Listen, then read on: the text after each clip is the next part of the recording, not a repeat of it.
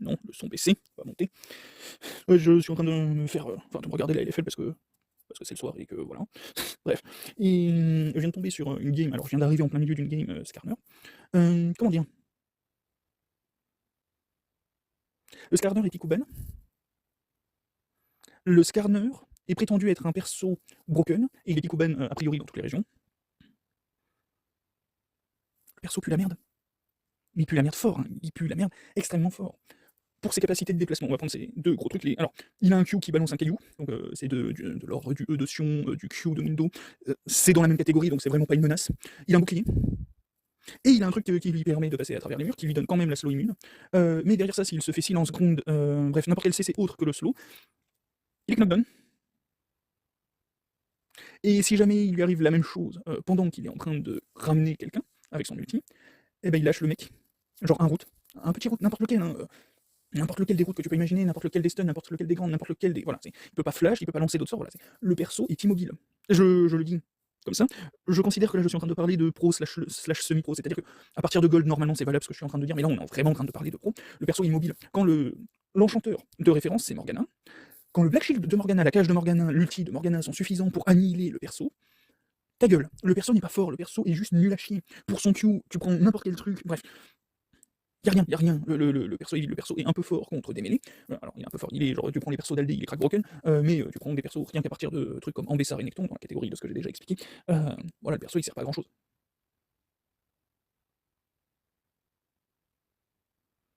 Mais genre vraiment, hein, c'est une cage de Morgana, une petite tornade de Janna, voilà, tu prends n'importe quel enchanteur, tu prends Nautilus, tu prends, voilà, c'est n'importe quel support, en fait. Pour être un bon support, tu dois avoir un CC. N'importe quel support annihile Skarner.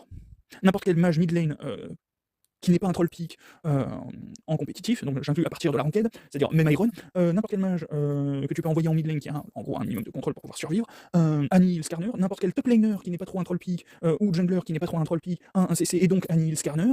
Bon, gros, à part ADC, et encore ADC il y a des trucs, hein, à part ADC, tout annihile Skarner. Et encore ADC, je vais te prendre un exemple à la con, Vayne, sont eux à un travel time. Tu vois le cast time, quand tu vois le cast time de l'ulti de Skarner en tant que Vayne, tu envoies ton E, de sorte à ce que le travel time annule le truc, et voilà. T'as même pas besoin d'une cleanse. Et on parle de Vayne, un perso pas super fort. Pour les autres, t'as des dashs. Et pour les autres, t'es censé avoir des supports, des trucs comme ça. Même les ADC, ils sont pas tous complètement faibles face au perso. Le perso n'existe pas. Le perso, c'est même pas un facteur. Il traîne du cul, il est énorme. Non.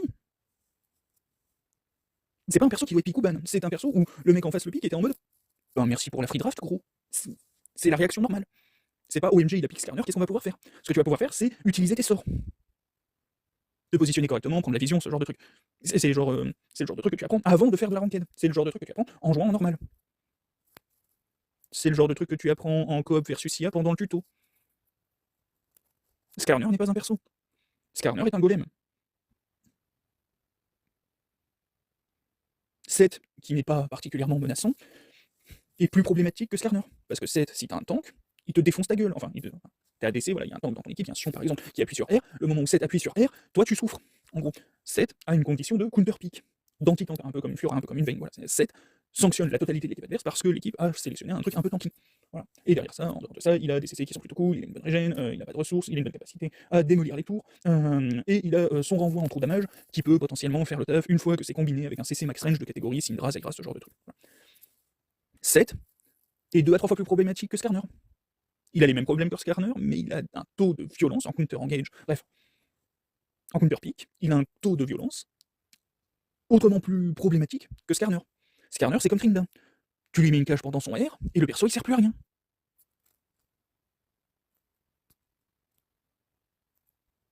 Même Garen qui pue la merde, est plus problématique que Skarner. Non, quoique, Skarner a de la range, Skarner a une capacité à passer les murs.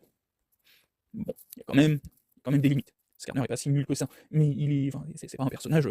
Voilà, on a vu l'autre jour un Rise, je sais plus si c'était en EU ou. Bref, des trucs comme Rise, tu dois les voir plus souvent que des Skarner à niveau sérieux. Et je parle pas de compétitif, là, je parle de juste vouloir gagner la game. Tu vas prendre un Rise beaucoup plus fréquemment qu'un Skarner si tu veux gagner la game. Et stat inflated ou pas, hein, c'est-à-dire que le perso peut caler une infinité de dégâts. Mettons, voilà, il arrive à l'auto-attaque, il cale une infinité de dégâts, il complète son remorquage à l'ulti, il cale une. Voilà. S'il finit de te tracter avec son ulti, tu es mort. C'est une sorte d'ulti d'Urgot. En gros, on considère le truc, c'est un ulti d'Urgot, sauf que t'es à 100% HP. Le perso est nul à chier. Tu rajoutes cette ligne hein, dans le truc. One shot le perso si t'as fini de le tracter. One shot tous les persos si t'as fini de les tracter. Le perso est quand même nul. Alors bon, il a quand même cet aspect où peut-être une fois sur 2-3 games, tu vas peut-être réussir à faire un triple kill à l'ulti. Mais il serait autant intéressant qu'un Malphite full AP avec lequel tu arriverais à tuer 2-3 persos avec ton ulti. C'est le même genre de fréquence. Mais il a pas cette ligne. Et donc du coup, il pue la merde. Encore une fois, non, il pue pas infiniment la merde. Mais c'est pas un perso qui doit être pick ou ban, c'est un perso, quand tu le vois draft dans l'équipe adverse, normalement, de base, dans n'importe quel compo, tu as au moins 3 persos qui peuvent répondre aux persos, et ces 3 persos ont au moins plusieurs réponses possibles. Et du coup, le scanner, tu répartis les 3 persos sur chacune des 3 lanes, et le scanner, il fait plus rien. Normalement, c'est comme ça que c'est censé se passer. Normalement, le jungler est censé avoir un minimum de CC pour pouvoir être efficace en gank, et du coup, c'est censé être 4 persos, et le perso est censé même pas pouvoir se déplacer dans sa jungle. Jungle. Ouais. Bref. En gros, voilà, scanner pick ou ban. Est-ce que les pros savent jouer? En gros. Non, parce que je suis allé vérifier s'il avait immune CC dans son ulti, là j'aurais compris, là oui ça aurait été problématique. Mais non, là il se fait CC, il est sanctionné parce que ses cibles sont libérées instantanément. Et donc du coup, normalement ce que tu fais, genre littéralement tu joues contre Skarner, t'as tes 3 persos à CC, minimum, c'est le minimum vital, c'est-à-dire que normalement pour ceux qui quittent les drafts avant que la game se lance parce que les compos sont pas bonnes, normalement ne pas avoir 3 persos avec des CC, c'est une raison suffisante de quitter une ranked qui ne s'est pas encore lancée.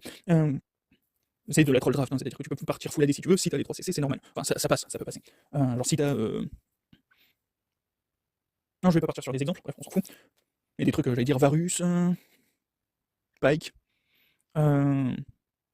Darius, voilà. T'as 3 CC, c'est suffisant. Tu peux partir en draft full AD si t'as sa 6 Z Xing Zhao, voilà, il y a un CC en plus, avec l'ulti de Xin. Et quoique, il a pas un bump aussi sur son Q à un moment, lui? Il me semble, je suis pas sûr. Bref, bon, voilà. Tu prends ça, t'as 4 CC, c'est suffisant pour faire une rotate CC, et donc du coup pouvoir éliminer le problème principal de l'équipe adverse, et derrière ça, tu peux, voilà.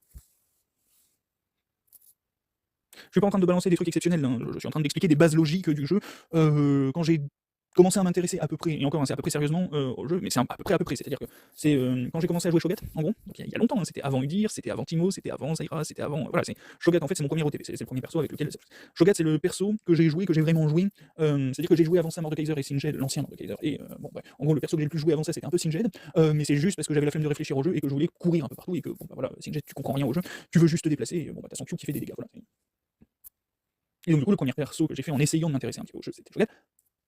C'est ce genre d'évidence, où en gros en jouant Shogat, j'ai joué Shogat Max Q pour caler des CC, donc du coup moi à force de caler des trucs, et là en mode, bon si moi je suis en train de foirer, que le perso en face se déplace, qu'il est en train de dash, qu'il court vite, ce genre de truc, moi j'aimerais bien avoir des alliés qui ralentissent le truc, qui jouent autour de ça, et comme ça on peut cycler.